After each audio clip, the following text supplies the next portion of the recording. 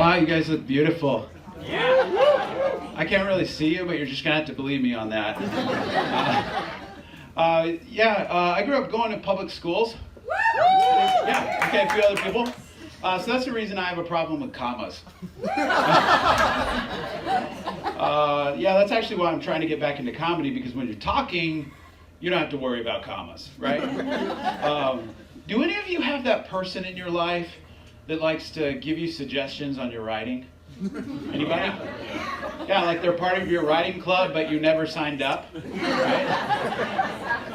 It's like, hey, you missed a comma.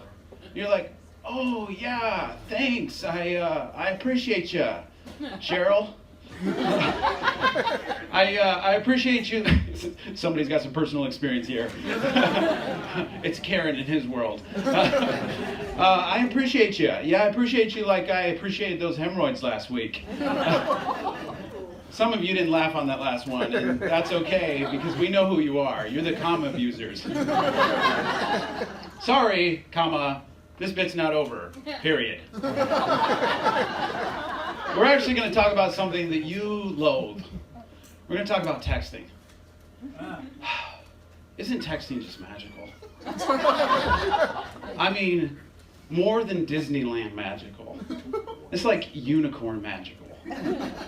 Texting is amazing because you enter into some sort of magical unspoken agreement where punctuation just doesn't matter, right? It's like, I might use a comma, and I might not use a comma. And for some reason, you get a comma pass. And yet, when you go to write an email, it's like, here comes the comma scrutiny, right? I have this one coworker who's kind of a friend, and and when I use the term friend, I'm using it pretty liberally, very liberally, yeah.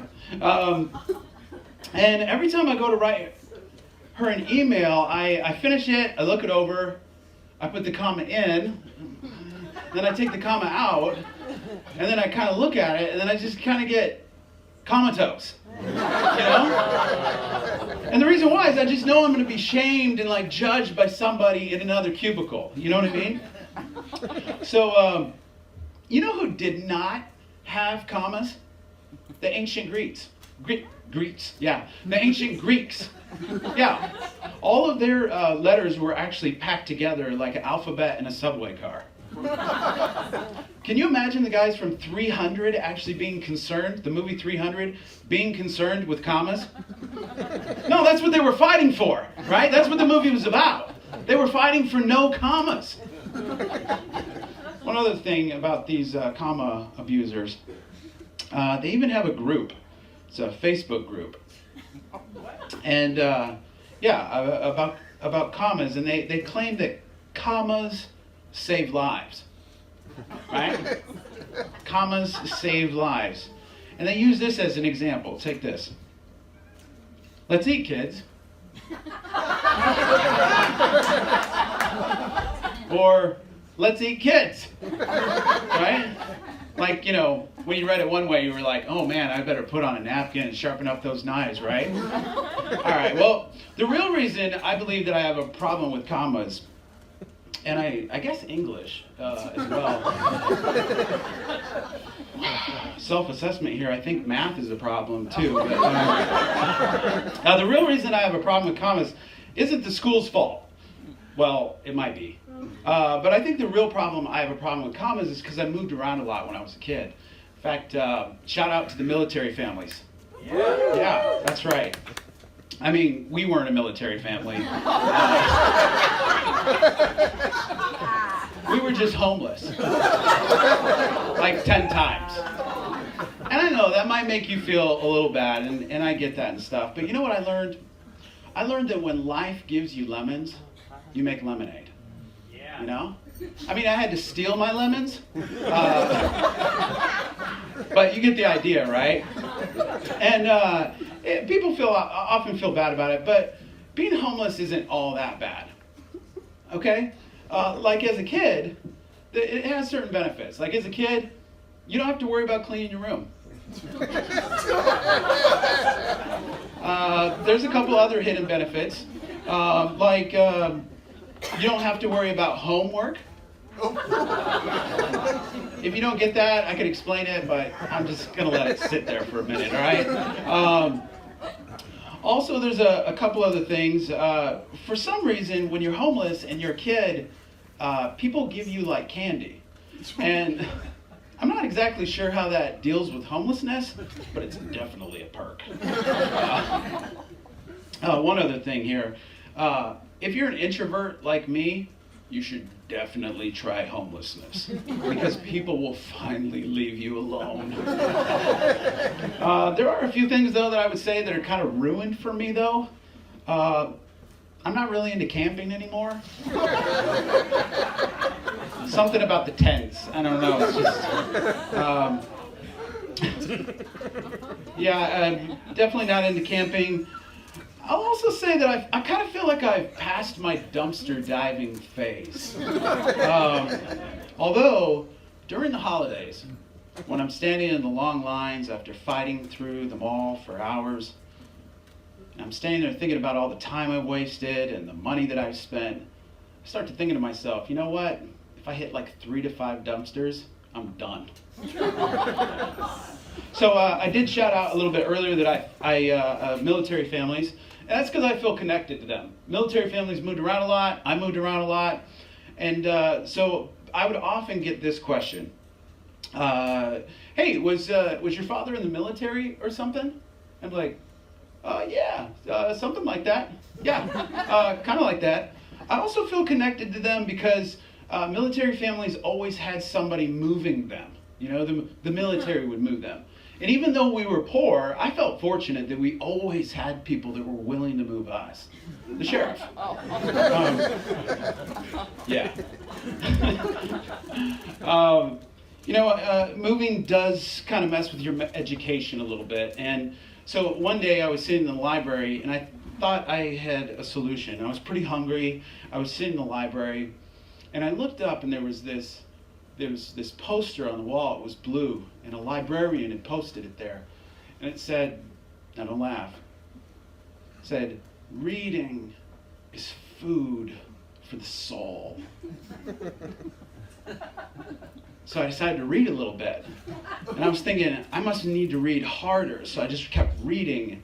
And that was the day that I realized that all librarians are liars. Even though reading didn't really fill me up there, like people often do with food, I found reading as an escape. And so I decided to read, more and more. One year I actually read 50 nonfiction books. Yeah. And they say that if you read that much, like they say that executives read that much per year, and they say that, wealth is created that year. And so you know what happened to me the year after I read 50 nonfiction books? Nothing. Nothing happened.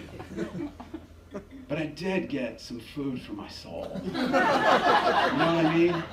I think you know what I mean. Yeah, some food for my soul. Sorry about that. I mentioned a little bit earlier that food can often be an escape, and that sometimes I feel like food wants to escape us. You know what I mean? Anybody ever had the Popeye's chicken sandwich? No? Oh, the Popeye's chicken sandwich is so good.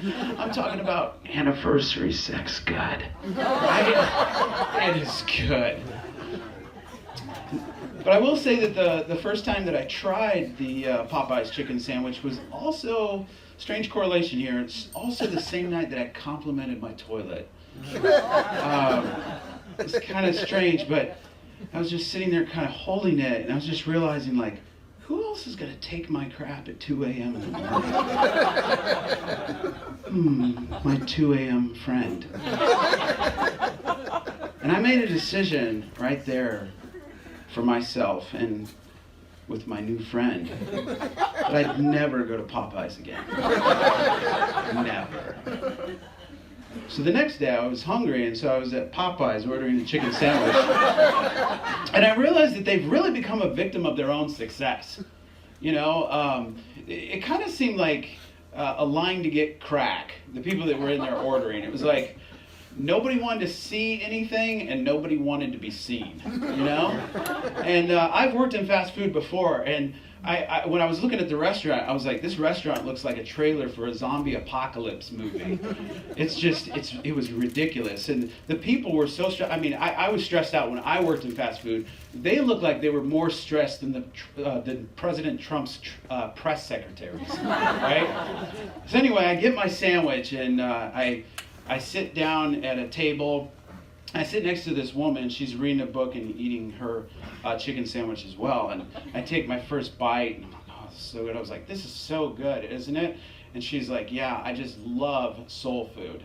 And I was like, me too. That's why I come back to Popeyes, even though the lines are so long. It's like, I just love these sandwiches. And she's like, oh, I'm not talking about the sandwich. I'm talking about my book. That's my soul food. And I was like, Lion Librarian. And the title of the book that she's reading, How Commas Save Lives. Hey guys, that's it for me tonight. Appreciate you guys.